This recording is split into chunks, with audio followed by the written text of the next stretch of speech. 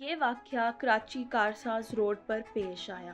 نتاشا نامی لڑکی نے نشے کی حالت میں گاڑی چلاتے ہوئے ایک باپ اور بیٹی کو کچل دیا۔ یہ گاڑی ایک گل احمد دانش اقبال ان کے نام پر رجسٹر کروائی گئی تھی۔ مقدمات تو درج کر دیے گئے لیکن وہ ابھی تک گرفتار نہیں ہے۔ بسم اللہ الرحمن الرحیم۔ کراچی کارساز حادثہ۔ کراچی میں ایک دل دہلا دینے والا ایک دل خراش واقعہ پیش آ گیا۔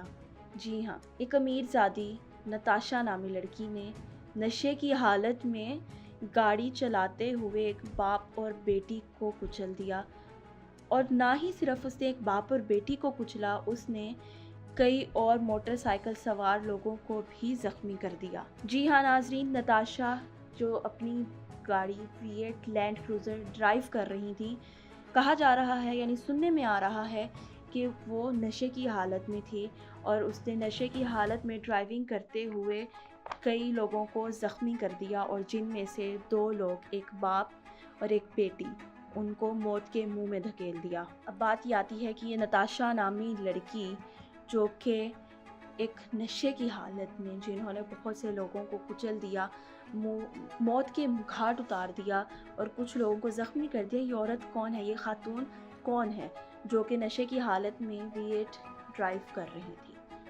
نتاشا جو کہ ایک مشہور بزنس مین دانش اقبال ان کی اہلیہ بتائی جا رہی ہیں۔ دانش اقبال جو کہ ایک نجی کمپنی کے چیئرمین ہیں، ان کا کہنا یہ ہے کہ یہ میری اہلیہ ہیں، اور ان امیر زادی خاتون نے تقریباً ایک گاڑی اور کچھ یعنی 2-3 موٹر سائیکلوں کو رون دیا۔ اس نے اپنی گاڑی جو کہ خود ڈرائیو کر رہی تھیں، وہ ایک کمپنی گل احمد کے نام سے رجسٹر ہے، جو کہ ایک جانی مانی کمپنی ہے۔ یہ گاڑی ایک گل احمد دانش اقبال ان کے نام پر رجسٹر کروائی گئی تھی۔ اس پر دفعات یعنی سیکشن 320، 427، 279 اور 337G یعنی ان کے مقدمات درج کر دیے گئے ہیں۔ جب انہیں جج کے سامنے پیش کیا گیا تو انہیں 1 دن کا ریمانڈ دے دیا گیا، کیونکہ وہ میڈیکل انفٹ آ رہی تھیں، یعنی ان کا دیکھنے میں بھی ان کا دماغی توازن ٹھیک نہیں لگ رہا تھا۔ ان کے وکیل نے جج سے التجا کی کہ انہیں ضمانت دے دی جائے، لیکن جج نے رد کر دی اور انہیں 1 دن کا ریمانڈ دے دیا گیا۔ لیکن نتاشا کو مینٹلی ایل یعنی بیمار اور دماغی مریضہ ہونے کے باعث چھوڑ دیا گیا۔ کیا پاکستان کا صرف یہی انصاف ہے کہ امیر لوگ اپنی پیسے کے دباؤ کی وجہ سے اپنے آپ کو ہر تکلیف، ہر دکھ اور ہر مشکلات سے دور رکھ سکتے ہیں، اور غریب لوگ ہمیشہ اس چیز کا شکار ہوتے رہیں؟ کیا صرف پاکستان میں یہی انصاف رہ گیا ہے؟ پاکستان میں کیا معصوم جانوں کی قدر نہیں ہے؟ معصوم جانوں کی واقعی ہی کوئی قدر نہیں ہے۔ جاں بحق ہونے والی آمنہ، جس کی عمر تقریباً 25 سال تھی، وہ MBA کے ساتھ ساتھ ایک نوکری بھی کر رہی تھی، جس کی ساتھ یعنی وہ اپنے باپ کا ہاتھ بٹا سکے۔ ایک غریب، ایک مزدور، محنت کش باپ اور بیٹی کو، کیونکہ وہ غریب تھے، اس وجہ سے اس کو رون دیا گیا، اس کو کچل دیا گیا، اور ایک امیر زادی کے خلاف پرچہ نہ کیا گیا۔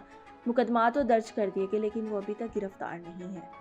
اس کے والد ایک موٹر سائیکل پر ایک پاپڑ اور چپس بیچا کرتے ہیں۔